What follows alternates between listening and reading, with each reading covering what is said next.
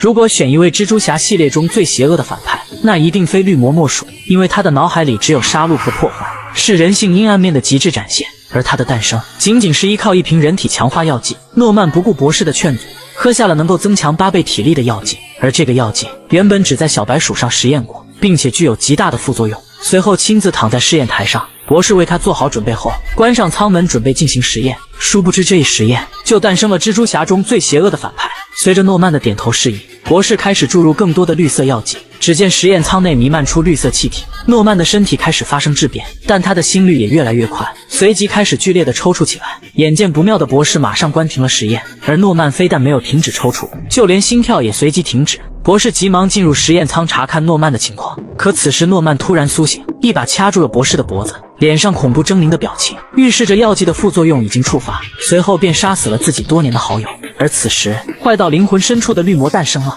而他甘愿亲自做实验的目的，也仅仅是为了继续得到军队的资助，让自己的奥氏集团能够存活下去。因为在此前的实验中，由于军队领导的更换，将取消对于奥氏集团的资助，取而代之的是人形盔甲的制造。而在第二天，Peter 的好友 Harry 发现父亲躺在地上，急忙将父亲扶起，而此时的诺曼丝毫记不起昨晚到底发生了什么事。随着工作人员前来告知博士被杀，诺曼依然一副毫不知情的表情。原来药剂使诺曼产生了第二人格，而绿魔就是第二人格的邪恶化身。看着报纸报道着奥氏集团的危机，绿魔再次占据了诺曼。随后一场可怕的屠杀开始了。军队领导正在视察人形机甲的实验，没想到机甲刚刚起飞，一发绿色炸弹就直接将机甲炸毁。只见烟雾中绿魔滑翔而来，扔出几发炸弹就将军队领导消灭。原以为摧毁竞争对手能够让奥氏集团重新获得资助，然而集团董事会却将诺曼辞退，自己呕心沥血创建的公司却反而被刺了一刀。绿魔复仇的怒火再次袭来，就在集团的嘉年华会上，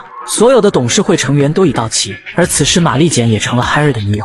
看到这一幕的 Peter 略显落寞，但他的蜘蛛感应告诉他，危险即将袭来。果不其然，在不远处，绿魔驾驶着滑翔翼来了。在众人还不知情的情况下，一颗炸弹将现场的气氛打破。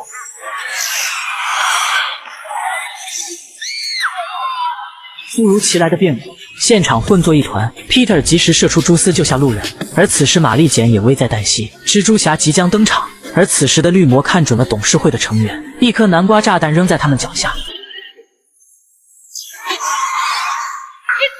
随着蜘蛛侠的现身，绿魔被一脚踹下。但经过8倍能力强化的绿魔，随手几下便干翻了警察，而面对蜘蛛侠的奋力一拳，居然也能轻松挡下，紧跟着一脚将蜘蛛侠踹飞10几米远。随后骑上滑翔翼的绿魔对蜘蛛侠疯狂追击，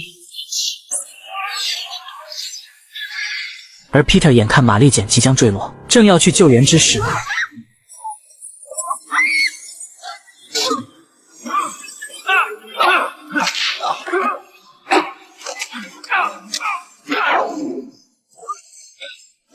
此时蜘蛛侠救人心切，先用蛛丝封住绿魔的脸罩，随后徒手将滑翔翼抓爆。失去控制的滑翔翼带着绿魔飞离了此地。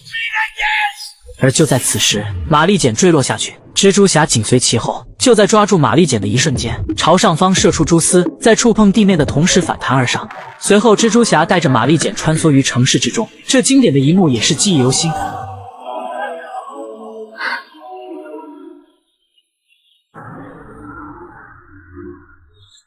最终两人落于花坛之上，面对玛丽简的追问 Who are you? Friendly neighborhood Spider-Man. 这时的玛丽简爱上了蜘蛛侠，不愧是蜘蛛侠系列第一渣女。而此时的诺曼在第二人格的怂恿下，慢慢开始被说服同化，势必要扫清阻碍自己的所有障碍。而他的第一目标便是蜘蛛侠，随后便杀到报社，一把掐住报社老板，询问提供蜘蛛侠照片的人是谁。面对死亡的危险，报社老板居然没有说出 Peter 的名字。而在此时，蜘蛛侠应声出现，可绿魔不讲武德，2发催眠剂将蜘蛛侠迷晕。